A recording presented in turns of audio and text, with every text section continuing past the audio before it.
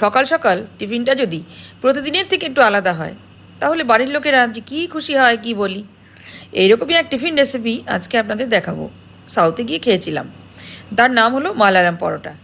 আমি ছানা স্টাফিং দিয়ে করছি, আপনারা চাইলে আলুর পুর দিয়েও করতে পারেন।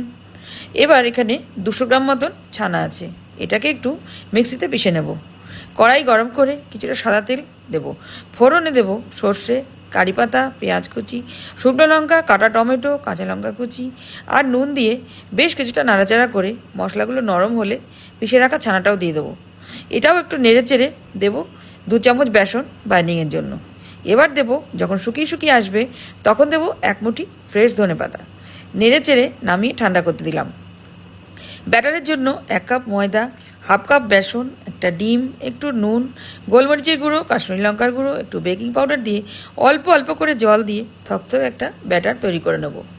এবার ভালো করে ফেটাতে হবে, যত ফেটানো হবে পরোটা ততই ভালো হবে। ফ্রাই প্যানে একটু সাদা তেল গরম করে 1 হাতা করে ব্যাটার দিয়ে ঘুরিয়ে ঘুরিয়ে চারিদিক সমান করে দিচ্ছি। কিছুটা শক্ত হলে উল্টে অন্য পিঠটাও করে নেব। এবার মাঝখান দিয়ে একটু পুর দিয়ে 1 পিঠ ভাঁজ করে দেবো। যেভাবে আমি দেখাচ্ছি এভাবেই করতে হবে। আবারও আরেকটা করে দেখাচ্ছি। এইভাবে 4টেই বানিয়ে নিলাম। সঙ্গে দেব ধনেপাতা পুদিনার চাটনি। কীভাবে করছি সেটাও দেখে নিন।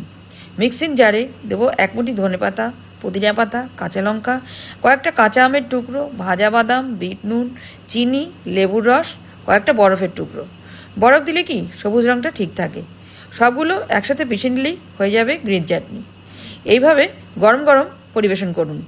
ভিডিওটা কেমন লাগলো অবশ্যই জানাবেন। ভালো লাগলে প্লিজ একটা লাইক দিয়ে আমার পাশে থাকবেন।